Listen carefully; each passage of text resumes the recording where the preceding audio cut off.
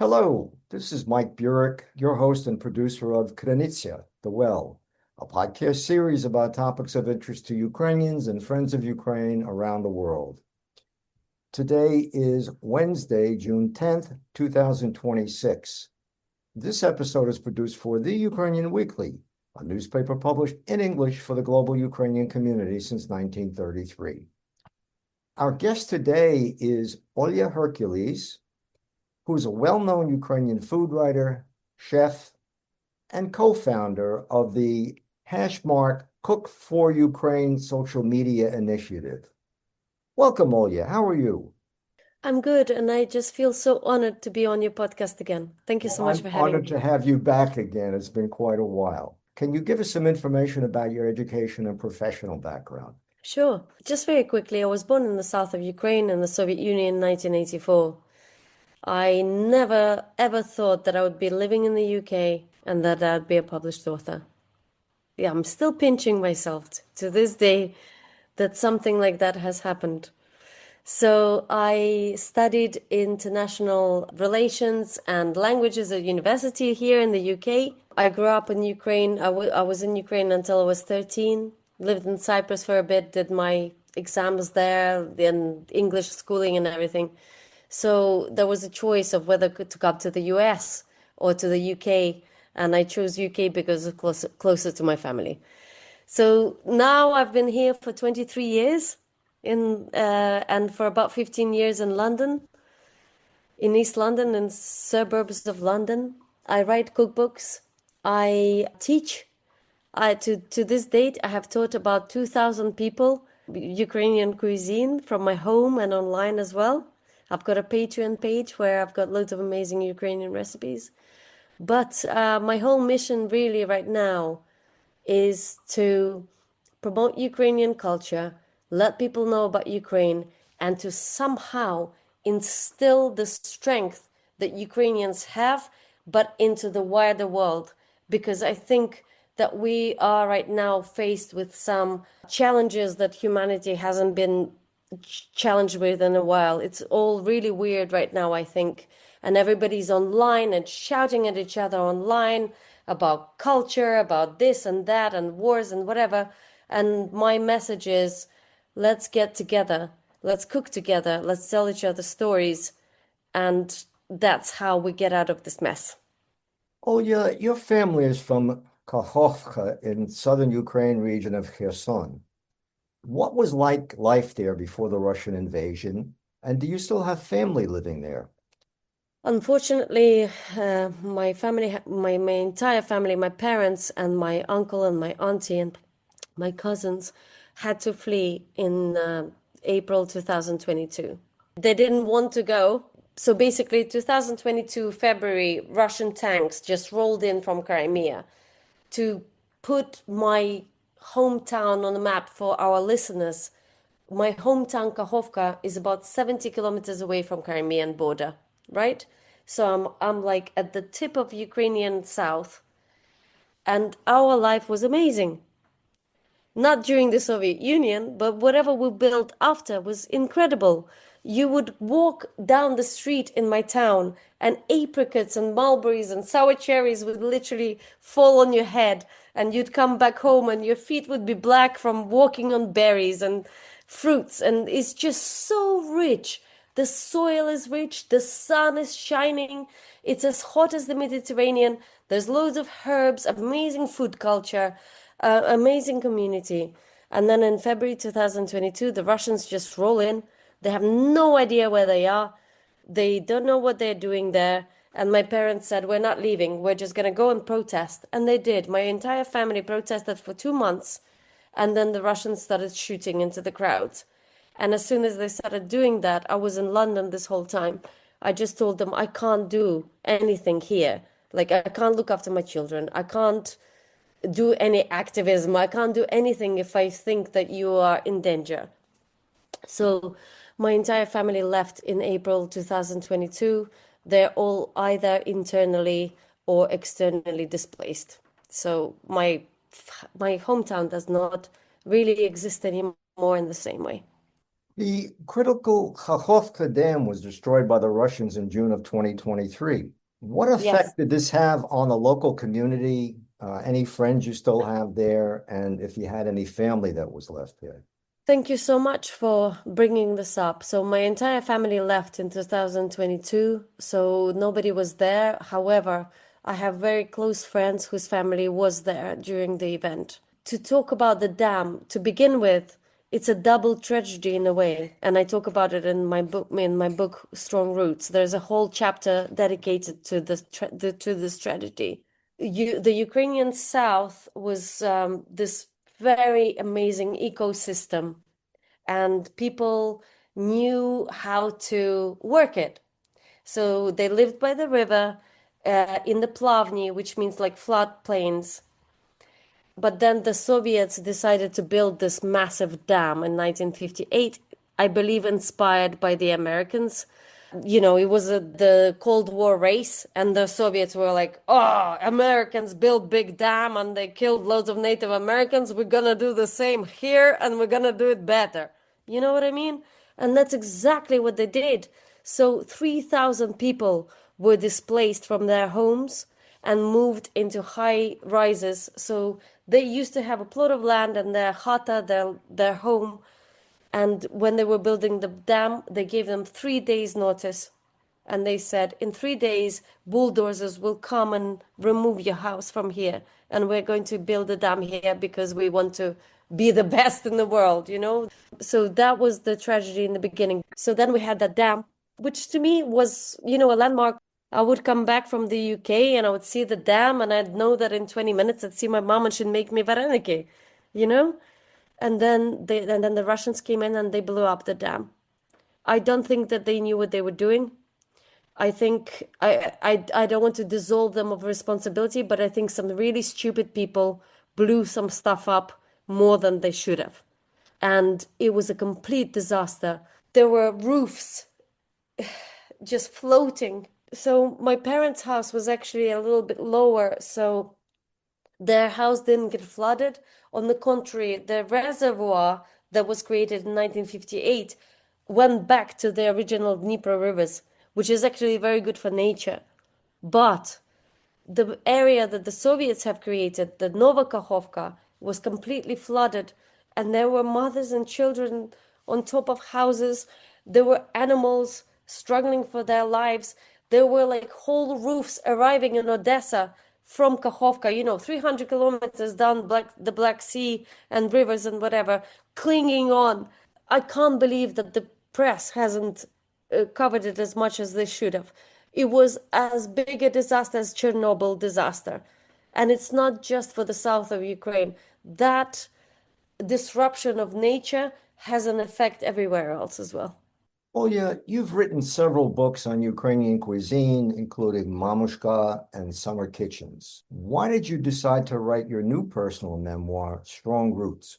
So, actually, I had the idea to write it when I was writing Mamushka. When I wrote my first cookbook in 2015, complete like, by the way, to the listeners that don't know my work, I was an unemployed single mother in London, struggling to make a living and to survive. 2014, that was. And I just had this feeling that I had to send a recipe to The Guardian, the newspaper, the UK newspaper. And they published it. And they said, "Oh my God, we don't know anything about Ukrainian cuisine. Let's publish some more." So they published some more of my mom's recipes. And then an agent approached me, and I had this whole cookbook deal, etc. So I started writing the memoir in 2015. And as I was writing it, I started writing the cookbook in 2015, Mamushka, 100 recipes of my family. And as I was writing the introductions to each recipe, I realized, oh my God, this could be extended into a whole book. This is I actually felt like it was like some kind of TikTok of a situation. Like I wanted to write a full article, I wanted to write my story. So I went to my mom and I said, "Mom, I'm writing Mamushka, and I actually what I would really love to do is to write our family memoir." And my mom said, "Olia, you're a single parent. Don't do it." And then in 2022, I went back to my mom and I was like, Mom, can I write the memoir now? Can I extend those intros to Mamushka's recipes? And she said, it's time now. It's high time. So, but throughout those 10 years, I have kind of unconsciously been doing quite a lot of research. So, whenever my big family would get together in Ukraine, I would put a phone down there and I would record their conversations. Also, I have all of the conversations from my childhood that I remember. And at the same time, I was also doing quite a lot of historical and Ukrainian cultural research. What was the most challenging part of the book to write? My chapter about my Siberian grandmother. That was the most, and also about my Ukrainian grandmother. Both of my grandmother's stories were extremely painful. But what made Vera's story so painful was that when the war started, all of the Ukrainians online started saying there's no good Russian. And I understood that. There's absolutely no judgment from my side. I tried to fight against it a little bit because I think human is a human, and if a Russian wants to support you, it's okay. But I understood them. I was like, cool, okay, I get it. But then I didn't know how to write about my grandmother that was born in Siberia, even though she wasn't really Russian. She was Childonka. She was a mixture, I think, of ancient Ukrainians, some Russians, and maybe some, well, actually, definitely some local tribes. Except she didn't even know what it meant to be Childonka. She said, "Oh, I'm not even Siberian. I'm not Russian. I'm Childonka." And I asked her, I was like, what does that mean? She didn't know because all of her family was slaughtered during the Bolshevik Revolution. The Bolsheviks came over. Her father in Siberia, in this tiny little village in Siberia, he was a cobbler. So to Bolsheviks, he was a private business owner. So they just literally took him from the house, and the family never saw him again. And then they took their house, they took their cow, and my grandma, with her four siblings, and my great grandmother were homeless in Siberia. And quite a lot of them got into drinking, and she really hated that. And she escaped that and ended up in Ukraine, actually. And most of her life she lived in Ukraine. So I really, really hope that people that listen to this conversation realize that we can't judge by the place that we're born in or by any cultural, like a human is a human, and you can just be a kind person. You know what I mean? Like you don't have to be Ukrainian or Russian or whatever. I don't know. Too Please tell us much. about your social media initiative, Sure. hashtag Cook for Ukraine, which you co-founded with a food writer, historian, and cook, Alyssa Timoshkina, and also your humanitarian fundraising efforts on behalf of Ukraine. Sure. So to explain Alisa Timoshkina, I've known her since I was a student, way before I became a food writer, way before anything. It was a very serendipitous. We actually had a cigarette outside of our university. We were on the same kind of course. She was studying film, I was studying literature at London University. We had a smoke and we just became friends. And I say 15 years, but actually it's 20 years. And the way that we actually connected, she was born in Siberia, but she had Ukrainian roots. Like all of her family was sent from Ukraine and planted in Siberia. And that's why she was born there. And I was born in Ukraine, but I had a grandmother that came from Siberia. So there was this really, really nice exchange actually. And she's so smart. I mean, she's not just smart, very soulful, amazing person with loads of Ukrainian and Jewish heritage. And when the war started, well, when the big invasion started, the war started in 2014, or even centuries ago. But when the big invasion happened in 2022, the first day of the invasion, I get a message from Alisa, and she says, "Are you on the way to the protest in Trafalgar Square?" And I'm like, "Yes, I am, actually, of course." And she says, I have something to tell you. And we meet there and we hug and we cry. And she says, let's do Cook for Ukraine, literally on that day. And we've been involved with Cook for Syria. So we have a little bit of an in with activism. We help with recipes and spreading information about the Syrian war. So she says, let's contact the Syrian guys and ask them how can we roll out this initiative. And basically what it was, we did raise over £2 million, but it wasn't us. Like Alisa and the team worked behind the lines. I did the promotion, whatever. But actually it was just the people. We just said, look, you can either like cook a Ukrainian dish and put a hashtag on, amazing. You can do some kind of a fundraiser, cook Ukrainian food, blah, blah, blah. And it went from super sweet and one of my most favorite stories, Welsh kids in Cardiff making cakes and raising £200 and putting it towards our initiative. Yes, absolutely. But then also 250 restaurants in London putting dishes on their menus to raise money for Ukraine. A whole restaurant group raising about £50,000 twice for an ambulance that they sent to Kharkiv. One of the ambulances got blown up, so they raised again. You know what I mean? It was just this linking of humanity. Like, I just really felt loved by Ukrainians. Really didn't have that much connection to Ukrainians apart from my family until the war. And then all of these Ukrainian activists and amazing people got in touch, and just people all over the world. And I also helped my brother who joined the territorial army. He's never held a gun in his life. He's a type of man that would not even kill a fruit fly. But because he has 3 kids and the Russian army was coming, he said, Olia, I don't know what else to do. I'm just going to join the territorial army. And he sends me a picture of himself standing with what I perceive as a rifle and what I perceive as a little bomb bag. And I'm like, where the hell is this rifle and what the hell is this bag? And he tells me, actually, it's a Kalashnikov and it's a bandolier. Bandolier sounds so 19th century. And what the hell? And where's your helmet? Where's your vest? Where are your boots? Where's your stuff? And he messaged me back and he said, well, only the real army has those things. There's no resources to give us that. This is all I have. And I said, okay, I'm gonna raise money and send it to you.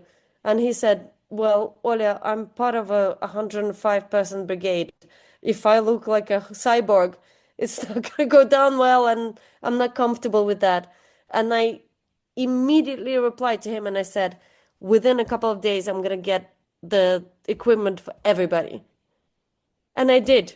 Laughed about with my brother. He was like playing strange automobiles. So actually what happened, he was in Irpin River and they were 1,500 Ukrainians against 5,000 Chechens across the river. But the weather played out. He said, we're not heroes. He said the weather helped us. They couldn't cross the river. But then he said, look, at least a couple of people were saved by your American ballistic underwear. Because there's quite a lot of arteries in those near the regions that can completely kill you. And he said there were missiles that literally rained on us. And there were a couple of people that went down and we thought they were dead. But the American ballistic underwear, woohoo! Thank you, America. Thank you, guys. Oh, yeah, unfortunately, we're just about out of time, but I did have a final question. You also co-founded with Ms. Timoshkina the Ukraine Hub in London. What's the purpose of this effort? And I understand it's to help Ukrainian refugees.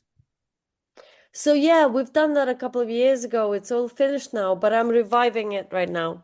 So I realized recently, Mike, that we can all be online and it's a really great force, but the way that we make a real change is to connect to our neighbors, to connect to our communities, because the right wing force, whatever it is, it's coming for all of us, and we have to know our neighbors. So I am encouraging everyone in Ukraine, in the US, all over Europe, know your neighbors, know your community, and resist, really resist, because it's not looking good, but we can do it. Oh, yeah, I want to thank you so much for joining us today on Krynicia. Thank you so much for having me on Krynicia. I'm so honored to be on it again. And we're honored to have you. I have been speaking with Olia Hercules, a well-known Ukrainian food writer, chef, and co-founder of the hashtag Cook for Ukraine social media initiative. This episode of Krynicia has been produced for The Ukrainian Weekly, a newspaper published in English for the global Ukrainian community since 1933. And I'm Mike Burek, your host and producer of Krynicia. Until next time, that's all for now.